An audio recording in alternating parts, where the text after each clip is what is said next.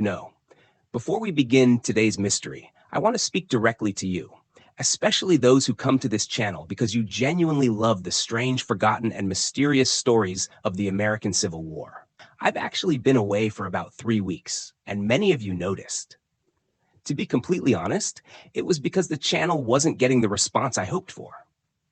I love history. I love telling these stories. But I'm also the one who earns the bread and butter for my family. And when the views drop, when the videos don't reach people, when the hours of research don't even push the needle, you start wondering whether you should switch to something else. Something that pays the bills. So today, this video, I'm giving history one last shot. If this works, if you, the true history lovers, stand with me, then I will keep walking this path. But if not, I might have to move on to another niche just to keep life going. So to everyone who sincerely enjoys these hidden corners of the Civil War, my brothers and sisters, please strengthen my hands. Watch till the end, support the channel, and help this content survive. All right, let's step back in time now into one of the strangest and most haunting mysteries in all of Civil War history. It begins not with a battlefield or a charge or a cannon blast, but with a grave that held no body, only an arm, Stonewall Jackson's arm, buried alone, marked once, then forgotten, and years later, it vanished. No remains, no marker, no disturbed earth, nothing.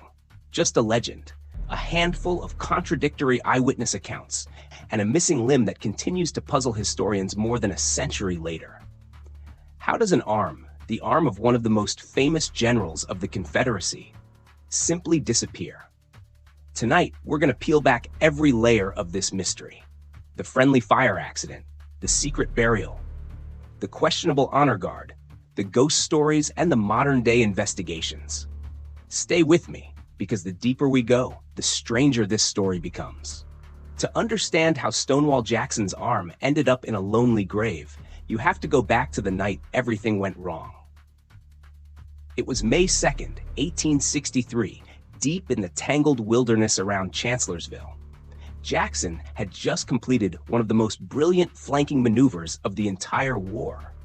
His men had smashed into the Union 11th Corps like a silent storm, sending the blue line collapsing in chaos. Victory was unfolding exactly the way Jackson imagined it. But the battlefield at night is a different world. The smoke hangs low. Every shadow looks like a soldier.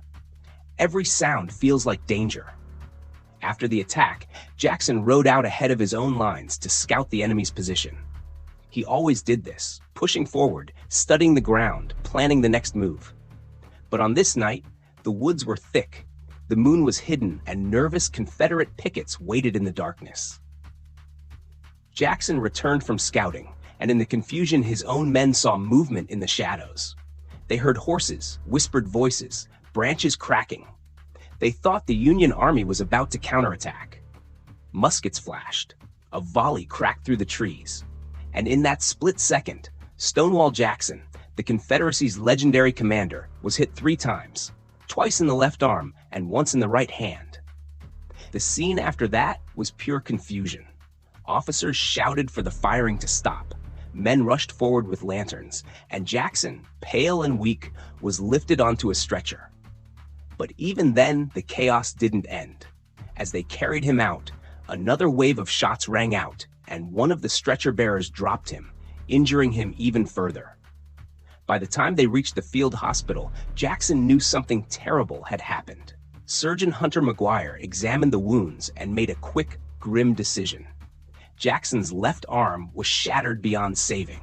Infection was almost guaranteed if they didn't act. So with the sounds of battle still echoing in the woods, McGuire prepared to amputate. A man who had led thousands into battle now lay silent on an operating table, lit by flickering lanterns, while a doctor worked to save what was left of his life. That arm, the shattered limb that had carried Jackson's sword into so many battles, was carried outside after the operation. And this is where the story starts to slip from documented history into mystery. Instead of being thrown into the usual pile of amputated limbs, something very unusual happened next. Chaplain Beverly Tucker Lacy took the arm and walked it across a field to his brother's farm. Behind the house, under a small cluster of trees, he dug a shallow grave and buried the arm alone. Some say he marked it with a wooden board. Others say there was no marker at all. Even the exact spot was remembered differently by different witnesses, as if the details were already fading before the war had even ended. In the years after the war, the story of the buried arm turned into a kind of battlefield legend. Visitors claimed they had found the spot. Others insisted the marker had been moved. Maps drawn decades later rarely matched. Some believed Lacy buried the arm out of respect. Others whispered that he hid it to protect it from souvenir hunters. Whatever the truth, the grave slowly blended into the earth, becoming more myth than confirmed history. Then everything grew stranger. In 1903, Major General Smedley Butler of the United States Marine Corps visited the farm. According to one version of the story, he ordered his Marines to locate the arm, dig it up, and give it a formal reburial with military honors. Supposedly, they saluted, covered the grave neatly, and replaced the marker. But here's the problem. No official Marine Corps record mentions this event. No written orders, no witness lists, nothing. Some historians dismiss the entire story as exaggerated battlefield folklore. Others argue that Butler may have done it informally, without paperwork, simply out of personal respect. Years later, when historians returned to verify the story, the arm was nowhere to be found. In the 1990s, researchers brought ground-penetrating radar to the site.